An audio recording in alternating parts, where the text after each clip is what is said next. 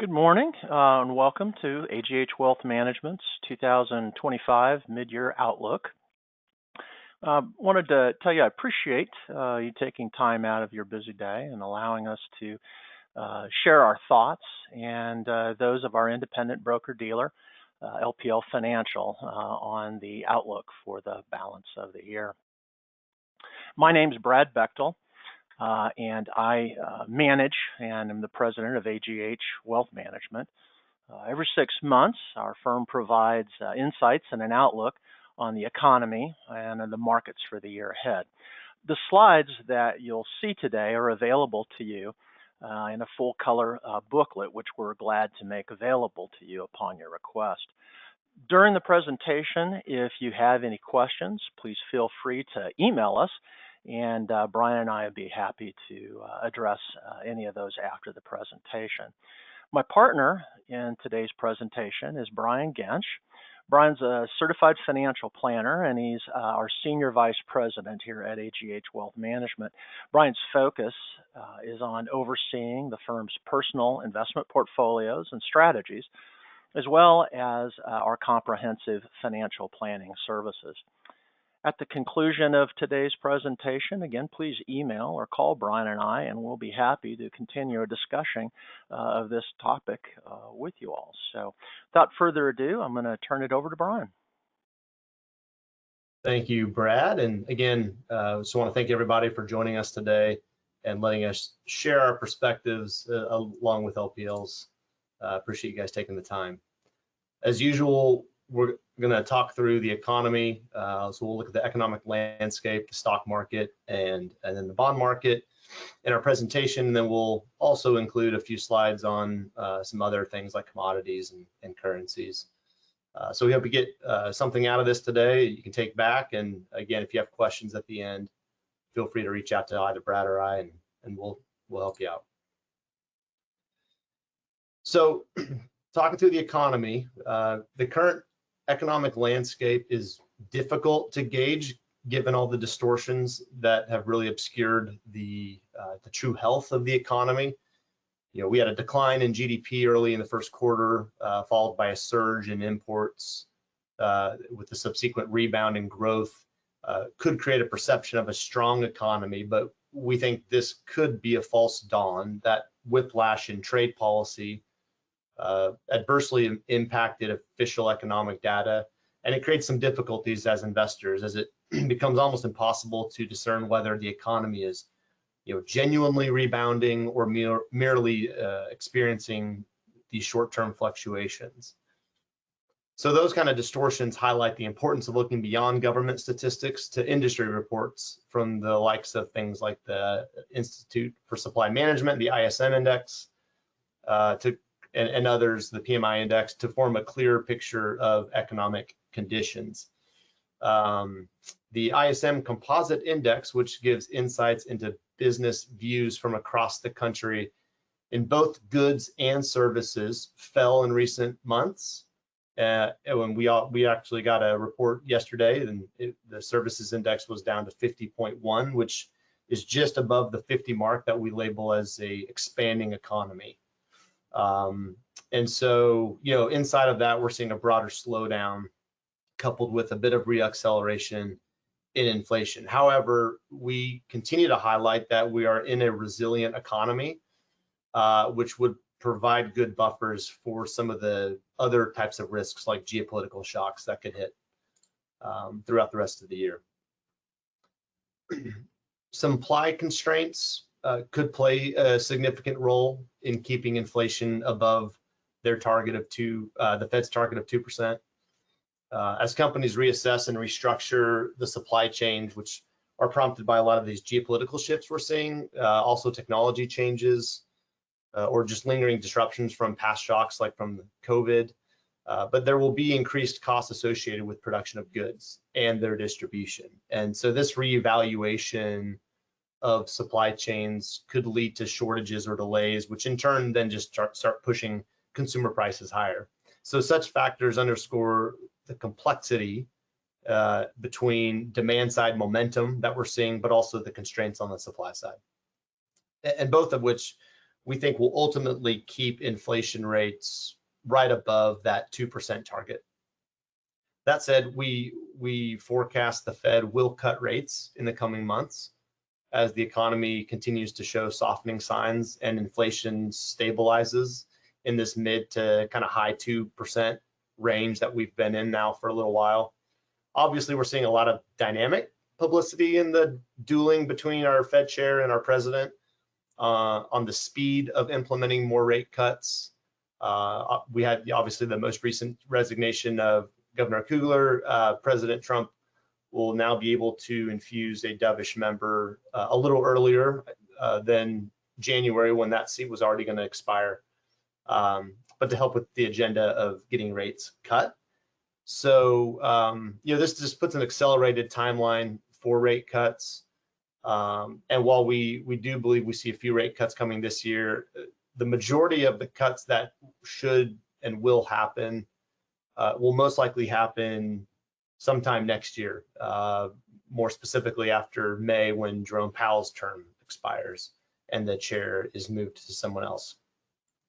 So with the recent job reports a few weeks, I think last week, coming in softer, the ISM reading yesterday, that tension really remains between the slowing economy and we'll put the fear of inflation, let's say, and some of the small inflation amounts that we're seeing in the cost of goods and some of the tariff concerns that we're already seeing play out. So having inflation stick above that 2% target is just going to continue to create that tension. So talking of labor markets, it currently looks to be stable in the near term, but we do see choppy waters on the horizon that could serve to disrupt maybe significantly the recent positive employment trends. To start, we think many companies will start to face hurdles in maintaining current employment levels, but we also see residual influences from the years immediately following the pandemic. Many industries reported having a difficult time finding qualified workers. So if the economy slowdown is fairly measured, we should expect those industries cutting hours worked before cutting payroll. And this unique dynamic could keep the labor market from experiencing the woes of more normal cyclical slowdowns. In the Fed's June beige book, we saw all the 12 Fed districts describe lower labor demand, citing declining hours worked and overtime, hiring pauses, and staff reduction plans. So given this, it's not difficult to see lower payroll numbers in the coming months, especially if we do not get more clarity on international trade policy. Gauging this going forward, the monthly metrics on the quit rate and the hire rate should give some indispensable insights. The quit rate will give us a better look into workers' inclination to voluntarily leave in search of better job prospects. When the job market begins to weaken, workers become less inclined to quit their current jobs. Similarly, the hire rate measures businesses' demand for labor. So both workers and firms are experiencing that weakening labor market. Bottom line, businesses will likely become more reluctant to add headcount, but hesitant to cut headcount, at least not the same magnitude like a normal cyclical slowdown would show. And just as a note, I guess, on the labor market reports, I think one of the reasons we're seeing these revisions that are happening, like we saw in this last one, which caused some changes in their labor payroll. It's coming from, I think a lot of it's credited to the fact that not as many responders of these surveys are responding. And so that's creating, I think, more of a fluctuation in having to revise past data points. And so I don't, obviously there's political posturing in that as well. It's happened with some of the changes they made, but there is going to be less certainty knowing that less respondents are coming in. So it's going to be harder to take a look at those labor numbers and really make a definite outcome, projection.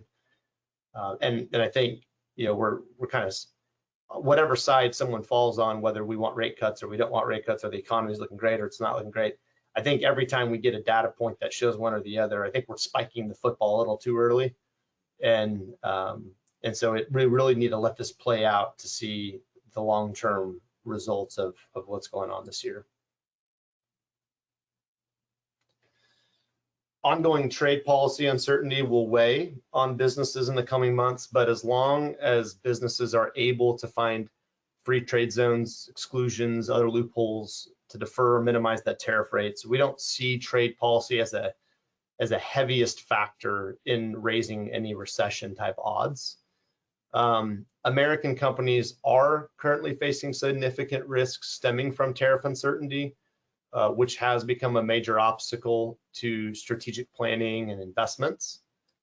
So volatile trade policy characterized by unpredictable tariff adjustments, it creates an unstable environment that discourages firms from committing significant amounts of capital to expansion and new projects. When tariff policy is so fluid and unpredictable, companies are hesitant to invest in new manufacturing facilities, infrastructure, international markets, fearing changes will erode those profit margins. So that's the unpredictability adds a layer of financial risk, more so than the tariffs themselves. And that complicates long-term planning, forcing companies to adopt more cautious, conservative approaches to growth. So this hesitation is not only dampens immediate growth prospects, but also prolongs the period of that sluggish economy as companies prioritize risk mitigation over innovation or expansion. So in this context, tariff uncertainty remains a critical barrier to sustained economic growth. Emphasis on the uncertainty, not on the tariff. We get a lot of questions about tariffs and the impact to inflation. We do need to remember that businesses have dealt with tariff issues for decades. This is not a new challenge to overcome. And while the degree of tariffs is the ultimate concern today, we also should remember that increased cost of doing business due to purely international trade policy can be absorbed in a lot of ways. The most recent expansion of AI and technology advancements gives businesses efficiencies that can help with increased costs of business. Swallowing some of that cost into profit margin while hurting the potential valuation of the company can limit the impact to consumer prices. So to what we see from an inflation standpoint. And so, there are a lot of ways that tariffs can, we can innovate around it. We've also have tax policy that, will provide some absorption of some of that as well, but not as much as I think maybe anticipated prior to the bill being signed. But there's a lot of ways that tariffs, which we've again dealt with for a long time, get absorbed before we just see it immediately flow through to consumer prices and then increase our inflationary numbers. So we'll transition to talking about stocks next, but keep in mind from a profit margin standpoint, profit margins are at about a quarter century high. So looking at the S&P 500, so there's little room to allow margins to be compressed without worrying about mass layoffs or spiked unemployment. So we're sitting at pretty healthy margins, and while that again, it could affect the forward pricing of those companies, there is a little bit of room there to run. And so even if we can't innovate around the cost, it still doesn't 100% mean that the consumer is going to feel all of the burden. So moving over to stocks, we've seen a pronounced strength since the initial volatility at the beginning of the year. Since April, stocks have soared in the US, and our current earnings cycle is really showing stronger than expected results, with I believe now over a third, so almost 2/3 of the company are still left to report. But we're seeing a really good result in our earnings numbers. To help us with the difficult task of gauging where stocks might go over the next 6 months, which is a near impossible task, we do want to first turn to history as a guide. Examine how the S&P 500 fared after the last 15 corrections since 1950. And corrections are defined as a decline of 15% or more. And the most recent correction began on February 19th and hit the 15% drawdown mark on April 4th. And the first takeaway is results are all over the map, meaning this new bull market could easily break higher or lower. The second takeaway to flag is that the best stock market performance after corrections tends to come when the economy is emerging from a recession or coming out of a crisis. So we don't know if corrections will turn into bear markets, which are 20% declines or more. And past performance doesn't really guarantee future results. And if they don't, then stocks are likely to be higher over the next 6 to 9 months, barring a major shock to our system. So that's not a prediction, and that is definitely not a recommendation for advice on your trading. Turning again to history, the unusually sharp and swift, what we call V-shaped recoveries from April 8th, which was the bottom of our correction this year, through then late June when we recovered, really has few rivals. However, the S&P 500 has rallied 15% or more in 28 trading days or less 11 other times since 1950, as it did this year. Subsequent, so the next 12-month returns for the index after these occurrences happened averaged about 26%, with all 11 periods producing positive returns. And so before you expect that much upside, consider most of these periods immediately followed a recession or significant growth scares. Not really the environment we're in today. So a correction, which is between 10 and 20%, that were fully recovered, may be a better way to assess our current market conditions, given a new high for the S&P 500 following its April to June, which it was reached right at the end of June, on June 27th. Once a correction loss is fully recovered, double-digit gains over the next 6 months are a reasonable expectation. And while, again, past performance does not guarantee the future result, currently we have a low single-digit return. So again, seeing an increase in the stock market over the second half of this year would would be historically consistent. So it would match the consistency of what the markets have behaved in the past.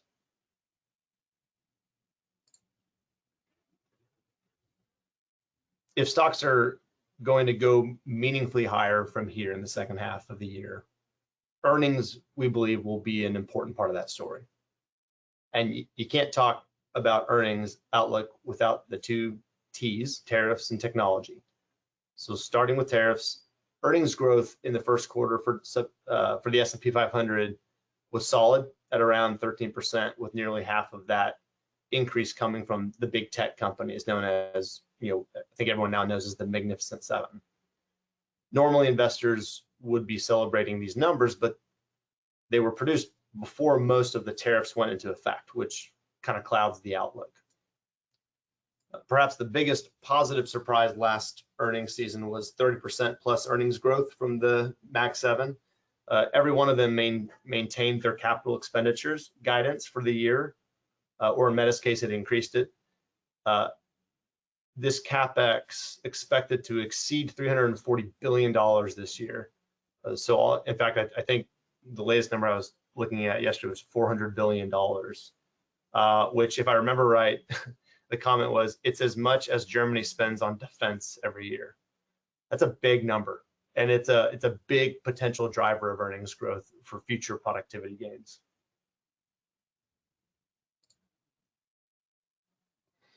So earnings are going to need to carry most of the load if stocks are going to achieve attractive second half returns. The outlook for the economy and corporate profits remains clouded again with uncertainty, a potential uptick in inflation or tariffs, the risk of higher long-end yields. In that environment, LPL research believes the opportunity for expansion of the S&P 500, what we call their price to earnings multiple, their PE ratio, is limited. Recent valuations slightly below 22 times reflect a fair amount of optimism on trade policy, given below average earnings growth is likely this year and next. LPL maintains a pretty conservative forecast of about 6 to 7% earnings gains in 2025 and 2026 as price increases, corporate share buybacks kind of help offset the slower economic growth. So, you know, most people who are forecasting, most research groups that forecast, they tend to forecast pretty low, and you know, it's kind of that under promise, over deliver. And companies do the same as they forecast their own earnings as they report. You know, they're always forecasting early in the year really low earnings, and then they try to beat them, and it looks like they did a great job. So anytime you see a forecast that shows just single-digit gains in earnings, there's a high likelihood that there's a greater over/under in the over that we're going to get better earnings gains because we're pricing in some conservative estimates. No one wants to guess too high.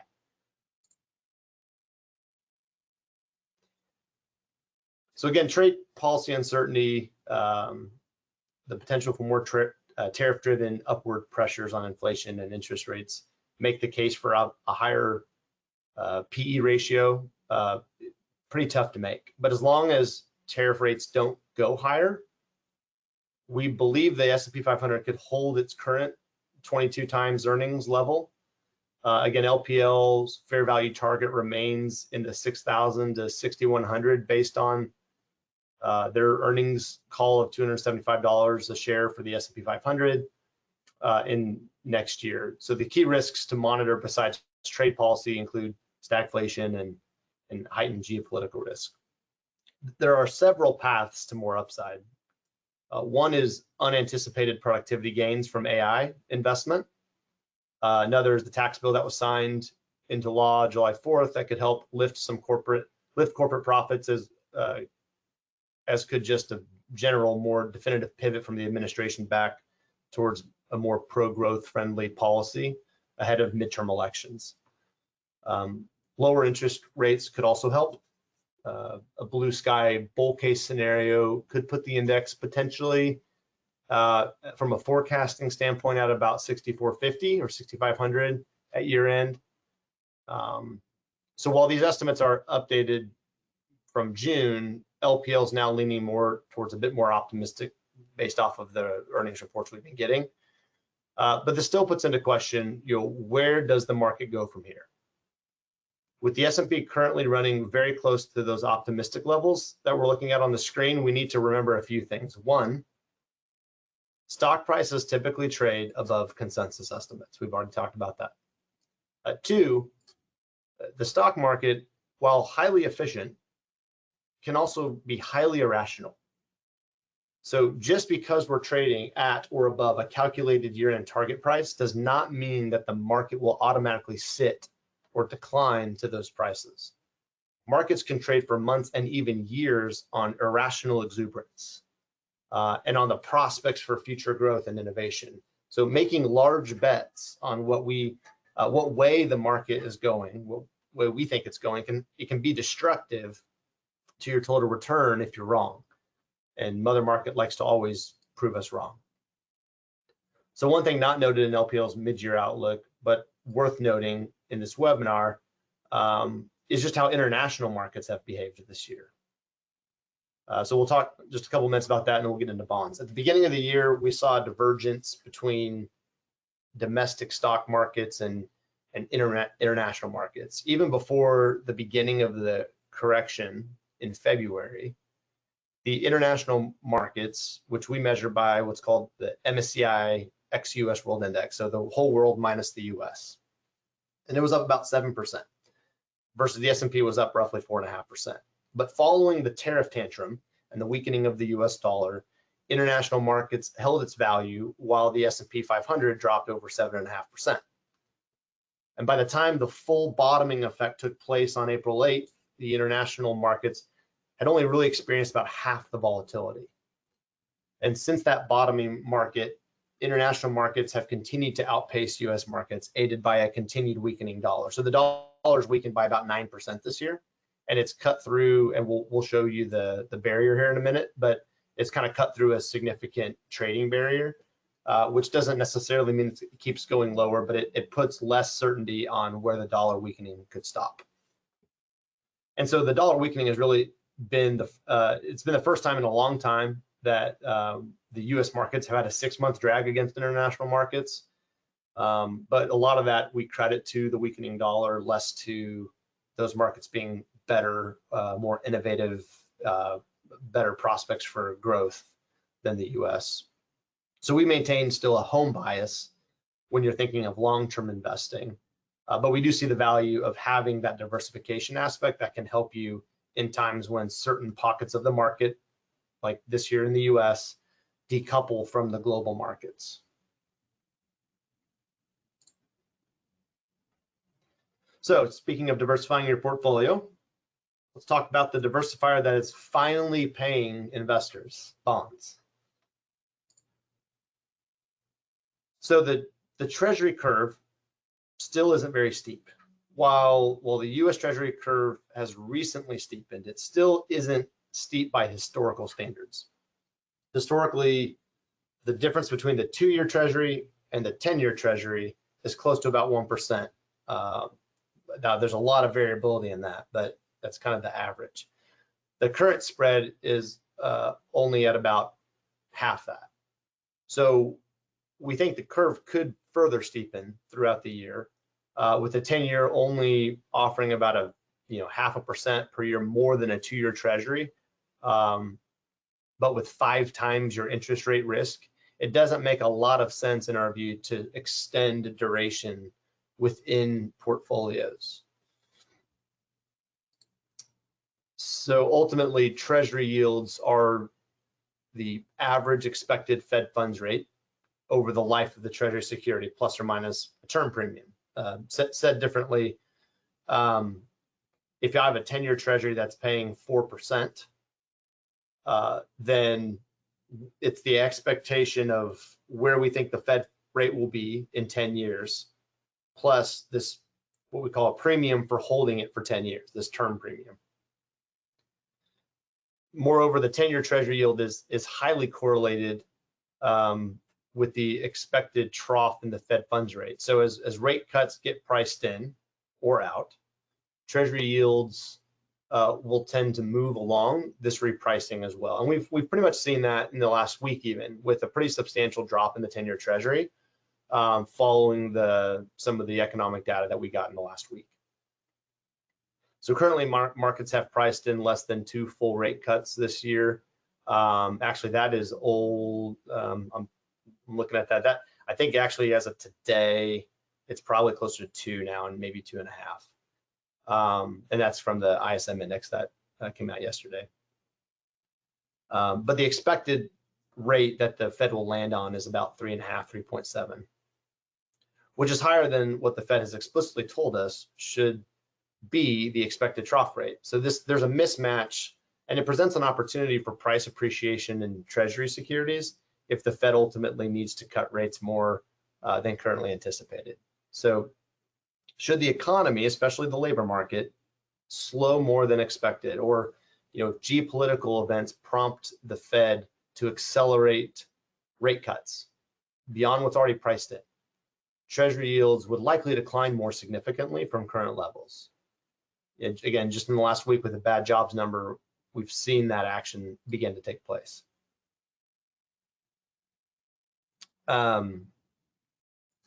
So one thing to note on the job market, again, is that and I think I said this before, we're going to get fluctuation there. And a lot of it's coming from the fact that our data is more scarcely coming in. And so we need to really put together multiple months at least of data to find really a true trend of what's going on.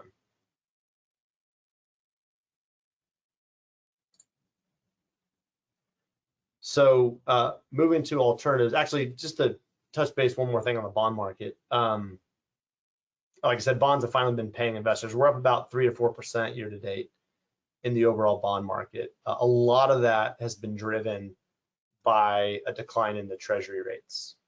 There is a high correlation to what happens. So the reason we talk a lot about the Treasury rates when we talk about bonds is because that's your underlying governor of where the rest of the bond market sits. And if treasury rates are moving down, the long-term rates are moving down, your bond portfolios start looking better. And so if rate cuts come in because of recession fears, you're going to see those 10-year treasuries be much more correlated to the drop. If rate cuts are coming because we have a great economy and inflation's finally cooled off a bit more, you may not have the same kind of correlated reaction with the bond market. But we do follow treasury rates heavily because one of the reasons we're getting paid this year is because of how the treasury rates have come down. And it's the same reason that back in 2022, your bond portfolios lost you money, was because if it was in any sort of core bond allocation, was because treasury rates were skyrocketing with the fear of inflation. So we talk a lot about treasury rates and the Fed because what happens there really it goes through the rest of the bond market and affects the pricing. And we'll make it available as well to you at the end of the webinar. But if you do get the bound book that LPL puts out for their mid-year outlook, they have all the sectors and asset classes and kind of their views. That they actually update that monthly. So if you want a more updated version of that, just reach out to Brad or myself. Those are client approved. They come out every month. We can always send you the most recent one so you can see where LPL's research group is thinking about certain parts of the market. One of those parts being alternative investments. So when the future of stocks and bonds are unclear, we do see a lot of investors turn to other ways to diversify their portfolios. We expect there will be continued bouts of broad market volatility throughout the year, varied performance within and across asset classes. While the current administration appears willing to work with international partners, uncertainty surrounding the tariff policy is likely to remain consistent. So prospects for deregulation, lower taxes remain, but quantifying their ability to offset tariff-related impacts will be challenging, given the true economic effects are not really clear yet. So I think we've said now 5 or 6 times. Meanwhile, escalating geopolitical tensions and mixed economic data are expected to complicate that decision for the Fed with where they go with rates, limiting the likelihood of that clear path. So considering all those factors, we maintain a positive outlook on diversifying across not just your traditional stock and bond portfolios, but also into some alternative strategies. We believe that they can help enhance your portfolio stability in periods of uncertainty. Now, at AGH Wealth, our main area of focus in this space is really lies in the hedged equity investments and hedged equity funds and what were called structured products. But precious metals have also been a decent trade given the weakening dollar. But there are a lot of other ways to decorrelate your portfolio. So for alternative strategies that help diversify, there's things like global macro, what are called managed futures. LPL came into 2025 holding a pretty constructive view on subsets of each strategy, namely, and I quote, nimble discretionary macro with broad geographic exposure in global macro, and diversified managed futures beyond trend followers, given trend followers positioning overlap a lot with 60-40 portfolios, end quote. That's a mouthful. We tend to work away from the trend following, as those can get it completely right and completely wrong. Or there's a mixture of both and they end up offsetting the good with the bad. So while LPL is pretty positive on global macro and managed futures, which you just think of trying to catch the trend and follow the trend on either way. So you make money in a down market if you guess it right. You make money in an up market if you guess it right. And so there's a lot of trend following funds out there. We tend to move away from those and go into things that are a little bit more predictable, which are hedging an equity position using either a hedged equity fund or a long short fund, or using structured notes as a way to increase exposure to equity market upside, but have downside protections in place. Again, not a recommendation for anyone listening on the call, but those are just ways that we tend to try to help our clients diversify away from your traditional markets. To talk a little bit more about commodities, which is another way to diversify, we do think right now this is as much as a play on the dollar as it is a play on decorrelating a portfolio. Commodity markets have faced a pretty turbulent first half of the year. There's a lot of tailwind from a weakening dollar, where there's largely, it's counterbalanced by downgraded global growth forecasts, higher for longer monetary policy, tariffs, and underwhelming economic responses to certain like Chinese stimulus measures, the world's largest importers of commodities. So this backdrop left the Bloomberg Commodity Index with a 1.2% gain through May. Technically, hope for the start of any major commodities super cycle, which is a secular period marked by these synchronized rallies in commodity prices. It was kind of put on hold, struggling with the resistance from its prior highs. So while downside risk to the dollar, the prospect of a sustained economic rebound in China, the green energy transition, and the booming data center demand all remain valid catalysts for a prolonged commodity market rally. The first step to kickstarting the super cycle will be for that index, the commodity index, to break out of its range that it's in. You can see on screen with multi-week closes over the high range. But at the end of the day, commodities can be a strong diversifier. They follow heavily the dollar. And if we are truly breaking down into a more prolonged dollar weakening cycle, this is where maybe commodities could become a piece of the portfolio. Gold continues to capture the spotlight as the precious metal rallied by almost 30% through July. The advance briefly pushed the prices to 3,500 before profit-taking pressures kind of emerged from overbought levels. But gold's valuation relative to the S&P 500 also reached a high since the onset of the pandemic, suggesting there is a little bit of risk for mean reversion from those lofty levels. So gold prices could kind of be sitting at more fat levels than we've seen in a long time pre-COVID.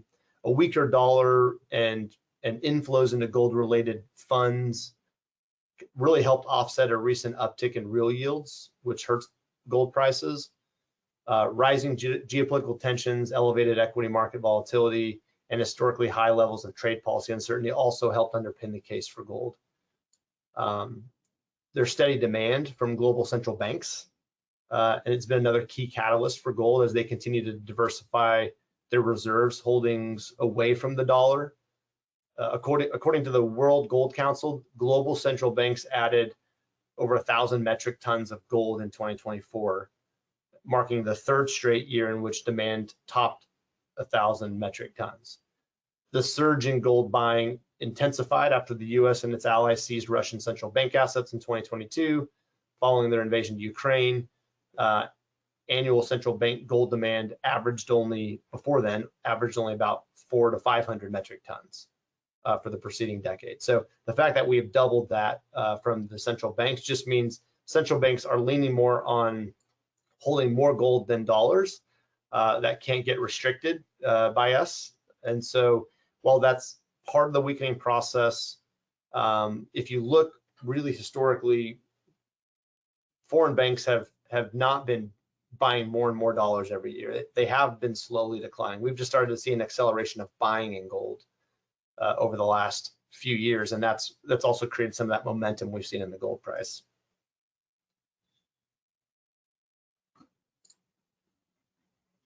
So then just talking a little bit about the US dollar, it's really had a pretty dismal year this year, but it for up until about a week ago was really still trading inside of a key support area that we see. So the dollar index wrapped up the first 7 months of the year with a loss of about 9%, marking its second worst start to a year since its inception in 1973. Selling pressure in the greenback really began back in January as the post-election day momentum faded and news of more efficient artificial intelligence models reached the US shores. emerging of China's DeepSeek R1 model and other cost-effective these large language models kind of threatened the disruption to the US technology sector, but also stoked the debate over American exceptionalism, a theme that has driven strong capital inflows into the US over a decade. So while many considered the de-dollarization response a boycott of US assets, it may simply just be an example of how money flows to where it's treated best. US stocks have significantly underperformed international developed markets this year, and we've talked about why, putting added pressure on asset managers to diversify outside the US and hedge more of their currency exposure. So the dollar has been a victim of this rotation as foreign investors increased hedge ratios and began to sell some US holdings to fund international allocations. The kind of macro and the technical backdrop point to continued downside risk for the dollar into the year end. However, we do not subscribe to the theory that the dollar will be dethroned as the world's reserve currency, at least not anytime soon. Our conviction lies in the fact that there still is no alternative to the dollar, no good alternative to the dollar. From a technical perspective, persistent dollar headwinds this year have dragged the index back to the lower end of its multi-year trading range. A string of weekly closes below the April lows would validate a breakdown from the consolidation, implying the dollar could continue to trend down to more of the maybe another 8 to 10%. And we have just in the last week really seen some of that breakdown and maintained underneath that value. So a few ways to diversify against this would be to look at commodity exposure as well as international equities. So if you're looking to hedge against the dollar in your portfolios, those are common ways to do that. So where do you go from here? So it's our expectation that volatility, and just kind of wrapping up our comments, volatility will continue through the second half of the year. Stocks will continue to have bouts of fear of recessions and optimism of lower rate cuts and technology advancements. Bonds will react mostly to how treasury rates move. Diversifiers like hedged equity, gold, international stocks can help offset some of these risks. However, it's important to be prudent and maintain that long-term view of the markets rather than time what you believe will happen in the next few months. Again, mother market always likes to surprise and in most cases disappoint our most calculated expectations. So, with all the uncertainty that we all know is out there, it creates kind of a report of a mid-year outlook that is pretty uncertain, given we need to see how things continue to play out. And so how the Fed responds to the economy, how the economy responds to tariffs, how businesses respond to the economy and to tariffs, all that will get mixed together and will give us a better outlook. And so as that clarity comes, we'll be able to see more of what way the market should be going, whether it is or not. So just want to thank you for your time today. Hope that this has been a value add presentation. As a reminder, again, our research team at LPL puts out these monthly client approved reports for the pulse on the markets. If you're interested in any of those publications, please reach out, let us know. We'd be happy to show you what the LPL team is thinking. And then we're always happy to talk about how we think, especially if it doesn't align with other people or the group think that sometimes can get out there. Don't hesitate to contact us as well if you have any questions about the material you saw today, or if you just have any question on your own personal portfolio, whether you're a client or not. Please remember that when you invest, maintain that long-term time horizon. It's critical in order to reach your long-term financial objectives. And it should be the main component of any portfolio shift that you make versus what you think is going to happen next week or next month. And as we swing through kind of all the rest of these disclosures, just want to make sure that you are aware that Brad and I, again, are available for questions post-meeting, whether it's through email or phone call. And with that, I'll turn it back to Brad for any closing comments. Brad? Yeah, thank you, Brian. I appreciate that. Nice job on the presentation today. I have to expand on what Brian said about maintaining a long-term horizon view with regard to the markets when we're in periods of time like we are right now. Volatility, as Brian mentioned, is going to continue to raise its head and demonstrate itself to us, and it really leads an individual to making maybe some short-term decisions, panic buy or panic sell, either way. And it's generally not a good idea to do that. I would encourage anybody that's feeling that to, reach out to Brian and I. Oftentimes, we can kind of help maybe provide some additional background. As Brian mentioned earlier in the presentation, we have seen some data sets that have come out here recently that sort of challenge you to believe that a certain direction of the market, and they're not exactly, while the data may be accurate, the underlying facts of what's causing those data sets may not actually be pertinent to the direction where the market really might be headed. So again, would encourage you to give us a call and talk to us and let us help you. I'm reminded of back in 1994, the markets, the S&P 500, I think pretty much finished flat. I think it was down maybe eight tenths excuse me, 8 basis points, so even less than that. And you'd think, well, gosh, that just must have been a really boring year, but it was kind of like a roller coaster. It started in the same place and it ended in the same place, but the journey between those 2 points was anything but flat. So we may slide sideways for the year, but it doesn't mean it won't be volatile. So again, Brian, I want to thank you for joining us today and allowing us to share our insights and outlook on the economy and the market ahead. As mentioned at the beginning, the presentation, we have a booklet copy of these slides available for you, and be happy to provide those to you upon your request. And please feel free to reach out to Brian and I if you've got any questions. Again, thank you for your time today. We really appreciate you all. Take care. Thank you for your time.